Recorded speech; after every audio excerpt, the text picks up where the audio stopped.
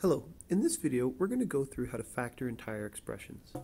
Often we're quite comfortable with common factoring. You can factor out constants and unknown values, but we often don't recognize that we can in fact factor out entire expressions. And the first thing to look for is cases where the expressions are the same.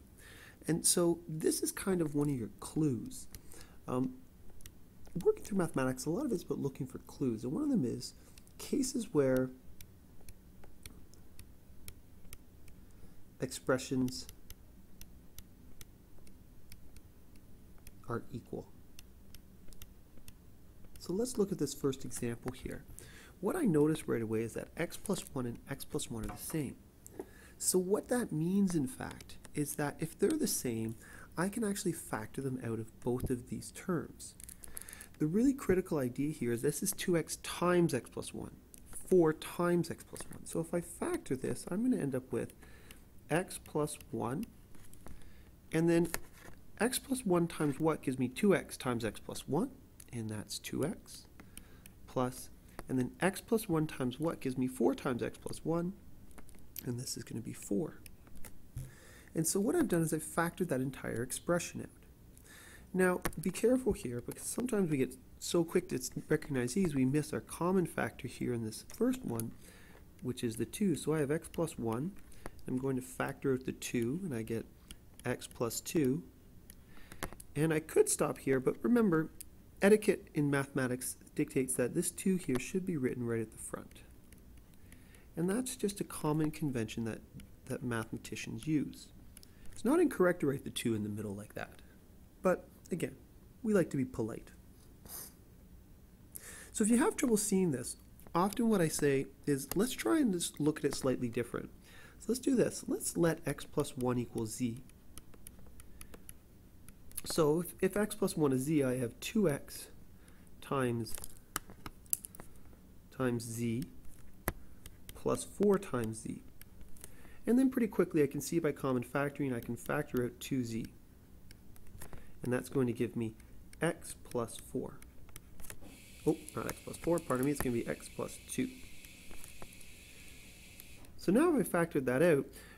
What I remember is at the start I made x plus 1 z, so to finish this question, after wherever I see a z, I have to put x plus 1 again. And there we go. So this is an example with a binomial, but this also works with trinomials. So if I come here to this one, I take a look and I notice that this trinomial is the same as this trinomial, so I can factor that entire trinomial out. And I'm going to be left with 3x plus 7. Now again, we can classify the types of factoring into two types. Factoring of trinomials and common factoring. There are subdivisions of those, but really those are the two large types. And we always try to common factor first. But what we should be sure to not to do here is not stop yet, because if I take a look at this, this is a trinomial that I can factor. And so two numbers that multiply to give me 2 but add to give me 3 are 2 and 1. So I can actually factor this to x plus 1 times x plus 2 times 3x plus 7, and I'm done. Okay, let's look at a slightly different example here. So here I have 4x times x plus 1 squared minus 2y times x plus 1 plus 6z times x plus 1 cubed.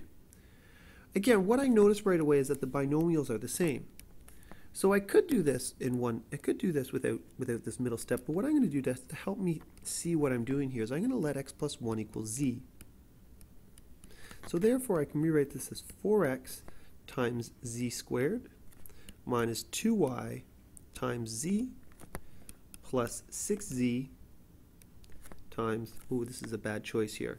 Notice this is a bad choice because I have z there. Let's actually, I'm not going to redo this video, so you can see that how to go back when you make a mistake. Let's call it w.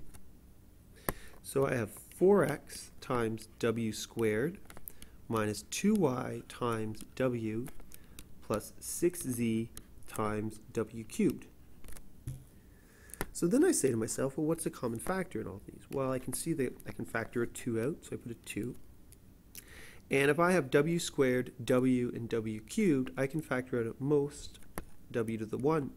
So therefore we're left with 2x and then w times what gives me w squared, and that's w, minus, well, 2 times 1 is 2, so that's minus 1, y, plus 3z, and w times what gives me w cubed, and this is w squared.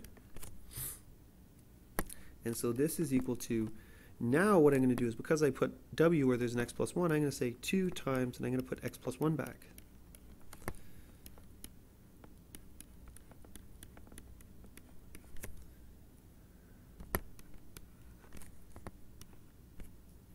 Oh, minus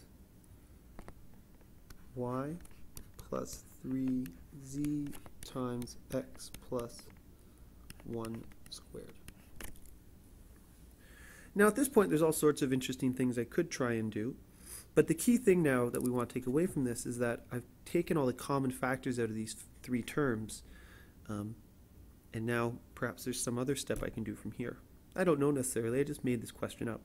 So again, one of the things I do recommend students to do is to try and make up questions for yourself. Make up a question, give it to a friend, have them make up a question, give it to you. That having to make up a question is that extra thinking that's really important to develop. I hope this helped.